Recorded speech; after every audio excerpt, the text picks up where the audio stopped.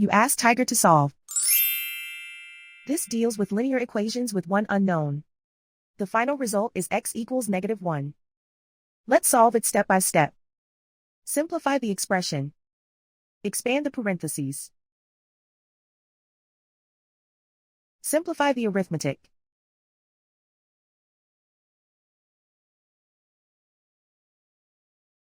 Group all x terms on the left side of the equation.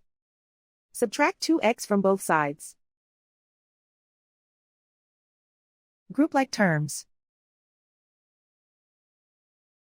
Simplify the arithmetic.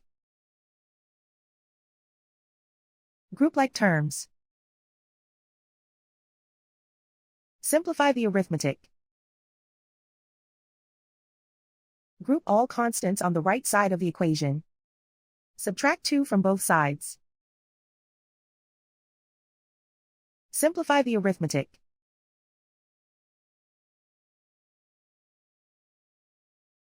And so the final result is x equals -1.